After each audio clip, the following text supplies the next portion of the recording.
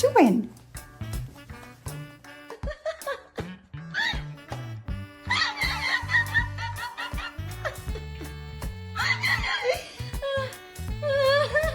It was at this moment that he knew.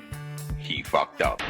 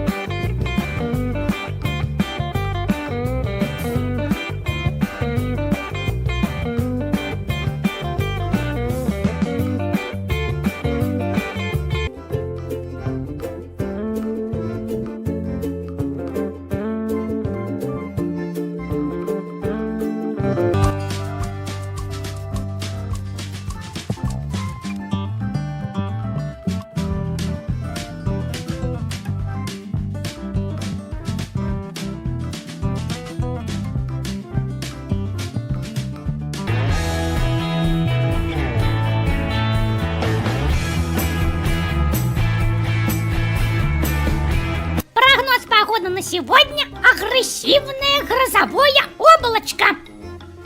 Ничего я не агрессивное. Просто давайте Сьюзи поаккуратнее, говорю, Тиси, не скобли мне.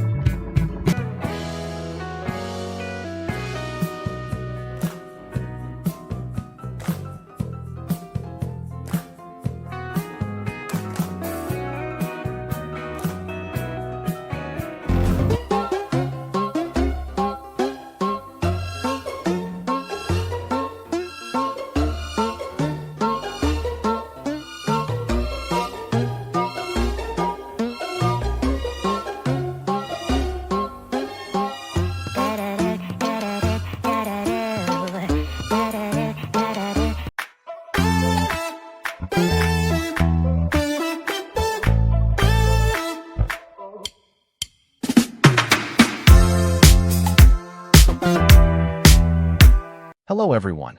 Today I will tell you a story. The story is titled, MIT's Great Climbing Mission, The Cupboard Challenge. Please like and subscribe to my channel if you appreciate me.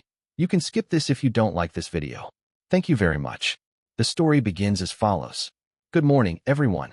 Today's vlog starts with something hilarious that happened just a few hours ago. Meet MIT, my fluffy, mischievous little dog with the heart of an explorer and the confidence of a mountain climber. I was quietly folding laundry when I heard strange scratching noises behind me.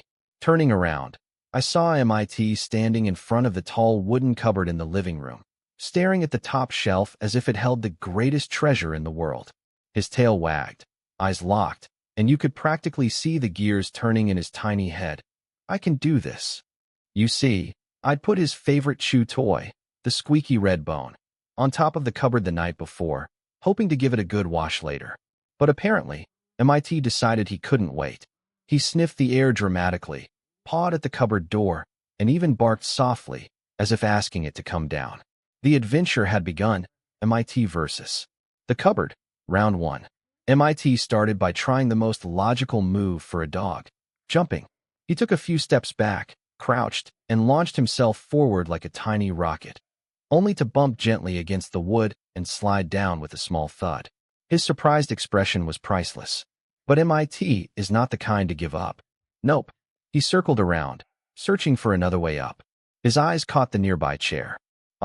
His expression seemed to say. He climbed onto the chair with great determination, little paws gripping the edge, then balanced himself like a gymnast preparing for the big leap.